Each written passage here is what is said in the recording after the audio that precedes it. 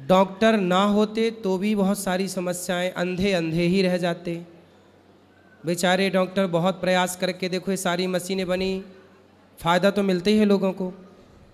तो चश्मे का आविष्कार होना भी एक आविष्कार ही है बिल्कुल। कि वरना चश्मा ना होता तो लोग तो कितने अंधे हो जाते। बिल्कुल। तो यह भी एक अद्भुत आविष्कार है और यह डॉक्टरों के लिए धन्यवाद इसके लिए होना चाहिए। और अच्छा, अभी भी महाराज जी मैं आपको ये बताना चाहूँगा कि ऑलमोस्ट 60% लोगों को चश्मों का एक्सेस भी नहीं है इंडिया में। तो इतने सारे लोग हैं जिनको चश्मों की रिक्वायरमेंट है लेकिन उनको मिल नहीं रहा, अवेलेबिलिटी नहीं है। अच्छा, हाँ जी।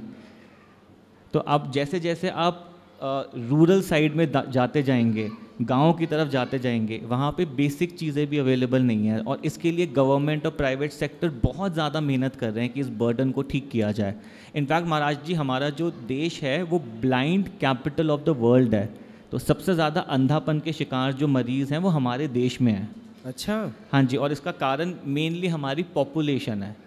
और इसका जो सबसे बड़ी बीमारी है जिसकी वजह से ये अंधापन आता है वो मोतियाबिंद या कैटरैक्ट की प्रॉब्लम है। मोतियाबिंद। बिल्कुल। और हर इंसान को, अगर वो इंसान अपनी पूरी ज़िंदगी जिएगा तो हर इंसान की आंख में एक ना एक दिन ये सफ़ेद मोतियाबिंद की प्रॉब्लम आनी ही आनी है। ना आए इसके लिए क्या करें कि मोतियाबिंद आए ही ना? कुछ नहीं कर सकते महाराज जी, ये बढ़ती तो उम्र के साथ तो ये होने वाला अमेरिका, बदलाव जापान, है। लंदन में भी आता है मोतियाबिंद? हर इंसान को मोतियाबिंद की शिकायत एक ना एक दिन आएगी अगर वो अपनी लाइफ पूरी जीता है। यूजुअली महाराज जी जो मोतियाबिंद कैटरैक्ट की प्रॉब्लम होती है ये ओल्ड लोगों में आती है, बढ़ती उम्र के साथ आने वाली प्रॉब्लम है। तो 60-70 साल की उम्र में आती है। क्या होता है मोतियाबिंद? हमारी आंख में जैसे कैमरा होता है महाराज जी, कैमरे में एक लेंस होता है, ऐसी हमारे आंख के अंदर भी ऊपर वाले ने एक लेंस बनाया हुआ है। तो इस लेंस को ऊपर वाले ने शीशे की तरह साफ बनाया है। लेकिन जैसे हमारी उम्र बढ़ती है बाल सफ़ेद होते हैं, ऐसी बढ़ती उम्र के साथ ये लेंस भी सफ़ेद हो जाता है। और इस सफ़ेदी की वजह से जो हमारी आंख में लाइट जा रही होती है वो रुक जाती है और पेशेंट को नहीं दिखता। और सिर्फ एक 10 मिनट के ऑपरेशन से हम पेशेंट की नज़र जो है वो आजकल बिल्कुल वापस ला सकते हैं 100%। तो ये जो मोतियाबिंद आप कह रहे हैं, ये मोतियाबिंद का भी इलाज है ना? बिल्कुल।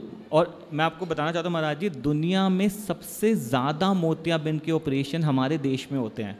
अमेरिका, यूरोप और चाइना कंबाइंड करके इतने ऑपरेशन नहीं करते जितने हम ऑपरेशन करते हैं मोतियाबिंद के। फिर भी क्योंकि हमारी पॉपुलेशन बहुत ज़्यादा है तो ये थोड़ा सा बर्डन जो है ब्लाइंडनेस का वो बढ़ रहा है हमारे देश में। अच्छा, डायबिटीज़ से आँखों का कोई संबंध है? बिल्कुल। डायबिटीज़ का सीधा सीधा महाराज जी लेना देना है आँखों की रोशनी से। कैसे? तो ये जो भी यहाँ पे लोग हैं जिनको शुगर की प्रॉब्लम, मधुमेह या डायबिटीज़ की प्रॉब्लम है, इसमें हमें ये समझना है कि शुगर की वजह से आँख में एक बहुत खतरनाक बीमारी हो सकती है महाराज जी। इसको हम लोग कहते हैं डायबिटिक रेटिनोपैथी। तो हमारी आँख में एक पीछे का हिस्सा होता है जिसको पर्दा कहते हैं। तो इस पर्दे में शुगर की वजह से खून आ जाता है, सूजन आ जाती है और इंसान की नज़र जो है ये कम हो जाती है। और प्रॉब्लम ये है महाराज जी कि ये प्रॉब्लम जब आँख में आना शुरू होती है तो अक्सर पेशेंट को पता नहीं लगता कि उसकी आँख में ये बीमारी बन रही है। और जब ये बीमारी बढ़ जाती है और तब वो पेशेंट डॉक्टर के पास जाता है तो हम पेशेंट की बहुत ज़्यादा मदद नहीं कर पाते।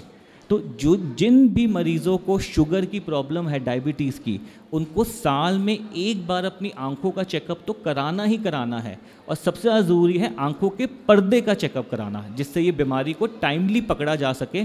टाइमली इलाज हो जाएगा तो रोशनी को कोई प्रॉब्लम नहीं आएगी।